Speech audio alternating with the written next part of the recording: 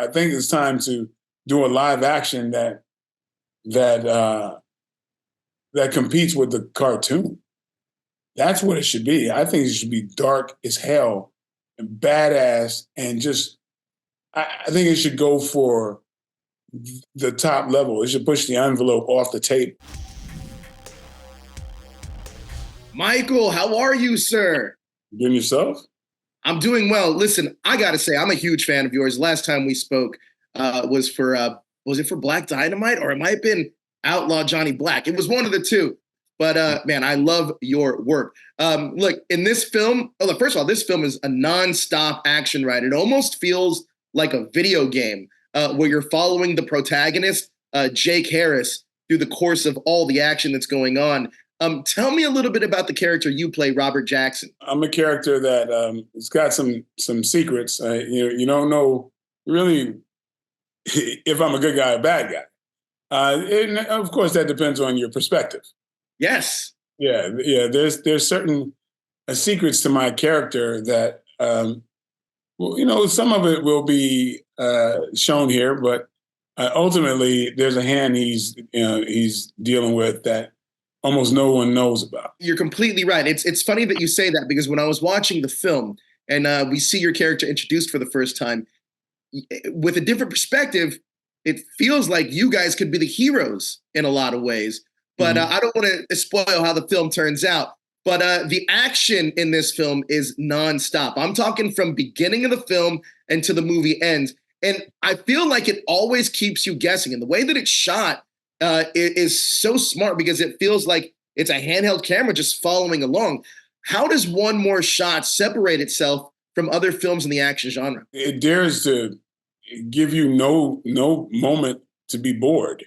Sure. There's in this style, any style that seems to kind of evolve in real time is exciting to me. Exactly. Every movie I've seen like that, so that on top of having action it makes it a whole different animal. This film, the story is by James Nunn and it's directed by James Nunn. What does his directing style add to One More Shot? Man, it adds, of course, realism. Sometimes you get these happy accidents, and I'm sure that's one of the things that he likes to take advantage of. So, one of the things that surprised me is that I thought, okay, when you get all those elements together and you got your shot, and you're kind of carefully stitching it together in certain ways, possibly, then I figured, you just move on. Nope. They go again to try to get it perfect curve, So it's like, hey, I thought since we got everything and it looked great, we'd be done. But no, let's go for like the cherry on top. So that was incredible. Yeah, but that's a great thing. That's a great way to do it. You have a certain sequence that that's your aim for that day, and so you put all that energy in getting the best for your audience. And he does it in such a seamless way because I feel like the action is literally nonstop, but the tracking, it's hard to tell where some of the cuts are in the action sequences because everything moves so quickly and everything's so blocked so perfectly. Now, you and Scott Adkins, man, I can watch you guys go at it all day. When I was growing up, we had action stars like Sylvester Stallone, Jean-Claude Van Damme, Steven Seagal, you name it. But I feel like action stars nowadays are really like you, Scott, Donnie Yen, Jason Statham. You guys have an incredible fight scene, and it's a dream come true for action movie fans like myself. Can you talk about getting to share the screen with Scott in that action scene that you guys had? It's always fun, but I think people will be surprised at how little time that we rehearse. Wow. They'd be shocked. They'd really be shocked. But I can't, this was a scene that was kind of reality based. And so it's supposed to be ugly. Like on purpose, we're not going super technical. We want to look like, and plus, Scott has fought like 50 people by the time he faces me. So, certain things should suck, So Yeah, it's so yeah, but yeah, people will be surprised that we got such a shorthand. We're it's kind of easy for us. I'm looking forward to us doing something that really requires and gives us a lot of time to pull in a whole fight scene from start to finish. I was just going to say that I can't wait to see you guys share the screen again because I want to see that massive fight. And you're completely right. The realism of that fight, the psychology of that fight was so smart because it blended like this MMA style with this close combat style of fighting, which was perfect for the two of you. And it's crazy because I was going to ask you how much prep time did you guys have because everything was perfect. So to hear that it was very little is shocking to me. Yeah, like Scott and I will get together. And there might be a time that we'll rehearse and we'll just go, okay, when we do this, then we'll just figure that part out, and then it's like we know what we could do on the day. So and bless Scott, bless his heart. I mean, he's got a reserve in it. Like because when we're rehearsing, it's a day of shooting. It's like during the lunch period, I fly in, they've already been shooting. I was working on something else. So I fly in, I see the choreography right before we rehearse it, put it in my head, and then basically I flew back, just kind of walk through stuff and then fly back. When I fly back in, there's no time. I got to go straight into it. Incredible. That is absolutely incredible. Look, I don't want to give too much away about the film, but I certainly hope if there's a sequel, your character returns and see you guys face off. Or, I'd love to see him as Batman and you as Bronze Tiger and let's face off that way too. I'd love to see that as well. But I want to talk about what's that? I wouldn't mind that. Oh, you kidding me? Like I love Bronze Tiger. I love the Suicide Squad, the group that he's a part of. It's fantastic. Now, I do want to talk about some of your films that you've directed because I absolutely love them. Black Dynamite, Outlaw Johnny Black. I know we have Trouble Man coming out soon. What can we as fans expect from Trouble Man and the character you play, Jackson? It's, kind of a revisit of Shaft, that type of thing. Whereas very, very much about the culture and it's cool and, the dialogue and all of that. It's something we hadn't seen in a while. So I'm very proud of the movie. And I mean, Method Man is amazing. Mike Epps is amazing. I mean, Lala Anthony, Orlando Jones. It's just going to be a fun ride for everybody. I love your films, man. They're incredible to me. Now, what have you learned about yourself as a director on Black Dynamite and Outlaw Johnny Black that you'll be taking with you into Trouble Man? A lot. I always do homage to some of my favorites. Things I grew up with, and I just enjoy it so much. It doesn't feel like work to me. It really is a right and a pleasure. And I love, one of the things I love the most is that the camaraderie and, just putting people to work. And it's kind of like I always kind of compare it to, like here we are, a bunch of misfits who ran away and joined the circus and made a living out of it. So that's the biggest celebration to me, is that we're all together from different walks of life and here we are. And so I always want to make it an event that people are proud of, so I like to put my all into it and then make it fun. And, I want people to say, I'm glad I was a part of that. And I want the audience to say, I'm glad I saw that. Listen, watching your films doesn't feel like work to me. They're just so much fun. And I love the process. And I love the stories and the characters because the characters are always deep and three-dimensional, especially Outlaw Johnny Black. I love that film. Now, look, you introduced me to the character of Spawn that you iconically played back in the 90s. Todd McFarlane is rebooting that film with Blumhouse, hopefully. But he says if that deal doesn't get done, he wants to make the film independently. You have experience in making fantastic independent films. What advice would you have for Todd if he does end up going down that route and navigating those waters? You mean would Todd direct it?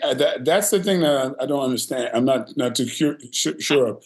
I'm I not know sure he's either, been, to be honest with you. yeah, he's been talking about that for, it's been 25 years, or so. So I mean, I wish him all the best of luck, but I know he described something to me at one time that he wanted to do and have Spawn be kind of a shadow, but you don't really see him. I would encourage him not to do that, you know. But I mean, I think it's time to be badass. I think it's time to do a live action that that competes with the cartoon. That's what it should be. I think it should be dark as hell and badass, and just I think it should go for the top level. It should push the envelope off the table. We're talking hard R, huh? Yes, that's what I want to see. I think that's what most people want to see. You know, Yeah. these dark superheroes have been rewarded with a lot of accolades. Well, why not make the darkest one the darkest?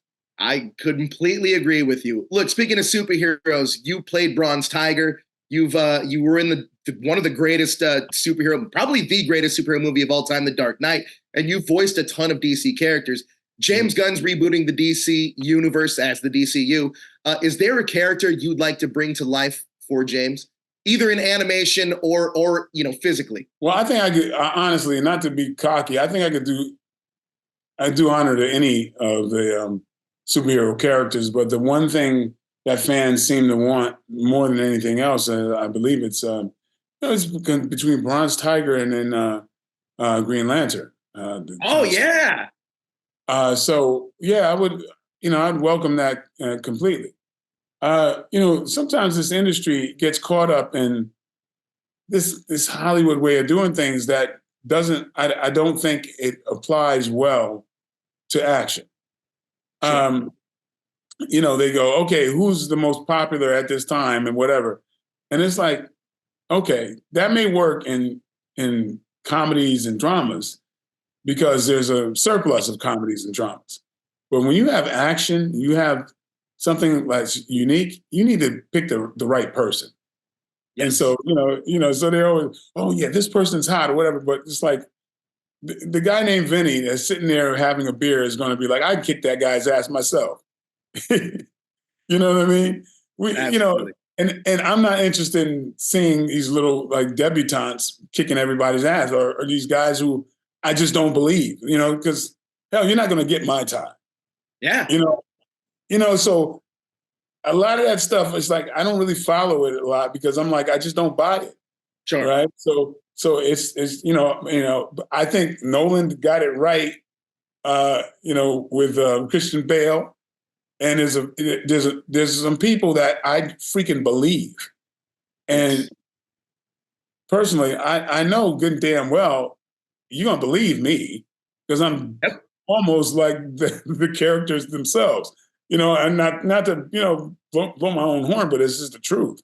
You got to believe somebody would do this for the sake of. I mean, there's an internal thing that drives them that they will risk their lives for others, and that's something that's a part of who I am anyway. I couldn't agree with you more, and that's what I do love about James's casting so far. He's not casting big, huge Hollywood names. He's casting, I think, as of now, the right people for those roles. And look, you were in, like you had said, I think The Dark Knight is probably the best comic book movie ever made. And you're right, the casting was brilliant. From Christian Bale, obviously Heath Ledger, Aaron Eckhart, they were great. But recently in the box office, we haven't seen the fans really show up for the most current crop of comic book superheroes.